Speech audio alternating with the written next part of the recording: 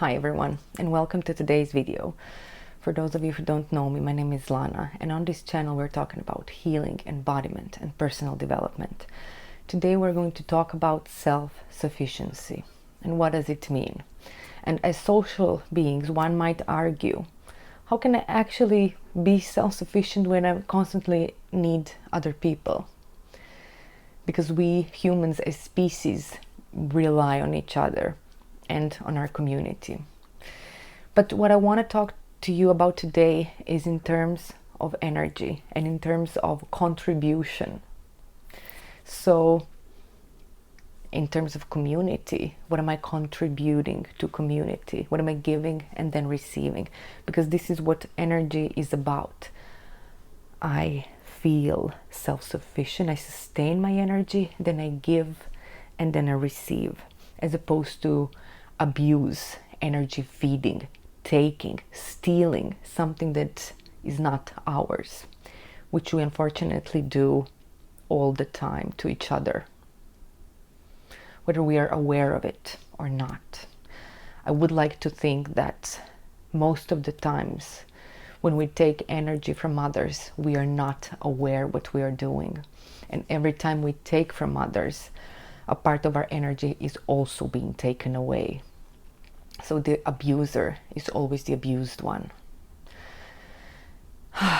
So I actually had a beautiful conversation with one friend the other day. We were talking about attachment, and we were actually talking about how to be in a relationship without the attachment, because attachment is something that happens in our childhood, and as infants, as babies, we are literally dependent on our caretakers. So a baby needs their mama's energy to survive. And regarding of how that receiving was, whether it was interrupted, where we were receiving in a constant flow, ends up how we can sustain our energy in adulthood. But not just on receiving, it's just one aspect of it. It's also about when we are born, are we able to fully feel embodied? Did our parents teach us what does it mean to be in the body?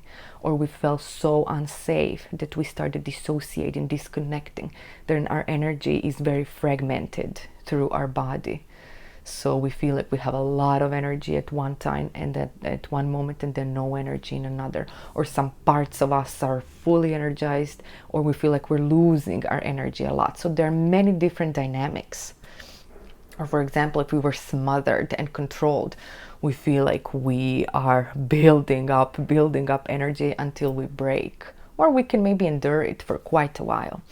But what I'm now talking a little bit about is reaction patterns or Reichian character structures, which have developed throughout the years. And if you are interested in that topic and what are the types of reaction patterns, please write to me in the comments and I can create a video about that.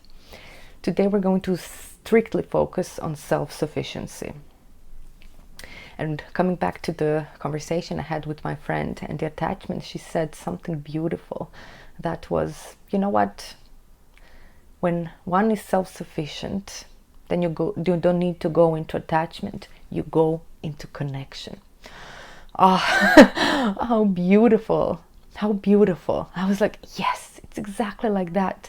Because when we are connected, we open, we share, we contribute to each other, we really see each other, we feel each other. There is a certain energy exchange. When there is real contact, then we can embody love and we can share in love. Share love. Yeah, we share being in love, in our own love. We don't depend on somebody else loving us, because when we do, we are regressing in that child that needs that love. So what happened to me after one difficult breakup where there was a lot of attachment is that I felt like I've lost love. But I was aware, okay, this is the breaking of attachment and that hurts. So now all your childhood traumas are going to rise to the surface. So I was quite prepared for that. I knew exactly what's happening. I knew exactly what I need to do. I need to be there unconditionally for myself and my inner child. And I was doing that. And I was crying and being just there for myself, holding myself and knowing that it's actually that child in me that's in pain. But there was also a grown woman that was in pain. What actually hurt the most in that situation was that I felt that I needed to let go of love. Only later I realized that I'm still gonna love this person. I'm always going to love this person, because whenever there is love, love is always forever, and nobody can take that away from us. And the moment I said to myself, I will never stop loving him, it set me free. And it set me free in a way that my heart was free, because my heart was the one that loves. And if my heart loved once, it will love again and again and again. And for me, that was self-sufficiency. I remember when I said to some of my friends, I realized that I'm always going to love my ex. They were like, oh, Lana, like, you should move on. And I was like, you don't get it. It's not about that. There's no attachment. There's just love. And love is always free. Regardless of relationship, we don't even need to see each other ever again. That will never change the fact that I love. And that is what brought me so much of my own energy back and my own love back. Because when I disconnected from that love, I also could also disconnected from love to myself. So it's important to understand, how do we feel in our own bodies? How can we sustain our energy? And why and where in the body? How is it structured that we feel like we're losing energy? Like there is not enough for us, or that there is too much and that somebody's constantly in our face. What is the energy dynamic of our life? If we see it in the body, then we can connect. How does that look like in my life? If I constantly feel like I'm drained, where do I put my energy? Why is that energy not coming back to me? Maybe I can't receive it. Maybe if I feel like I would open myself up and receive it, it would feel like too much, or like I'm unworthy of it. What is the pattern? And every one of us has a different pattern. And that is what individual sessions are all about. It's to understand, what is the energy dynamic? How does that look like in our bodies and in our life? And then how can I change that in my body? Through breathing, movement, feeling. A lot of times we disconnect from our feelings, and then we feel like we're failing in some areas of our life, for example. And then we feel like we don't have a sense of fullness and wholeness of who we are. We always need to prove ourselves. And to really be self-sufficient means that we are fully accepting ourselves and all parts of us. We are allowing ourselves to be everything that we are. We are allowing our energy to be what it is.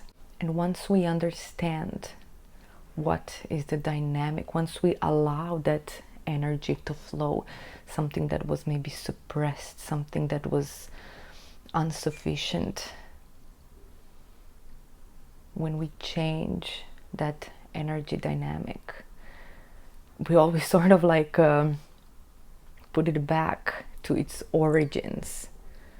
And when we feel that space of our origin, of our core, of our essence, and then we know it's our energy.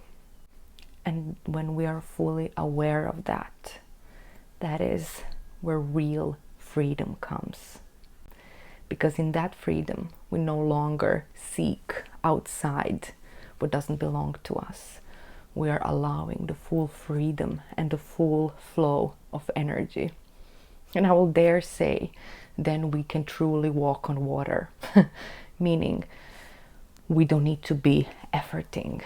We can just allow ourselves to be, to know that we exist and that water is taking us. Our energy is taking us, our flow that's beyond our patterning, beyond our patterns. Because our patterns are how we adjusted our flow, which was needed back in the time of our childhood to survive. But this is also how do we stop surviving and how do we start living in the fullness of our energy, in the fullness of our expression, in the fullness of who we are. And if you're interested in having sessions with me, I will leave you a link where you can book a free intro session with me and see whether you resonate with this work. And thank you so much for today.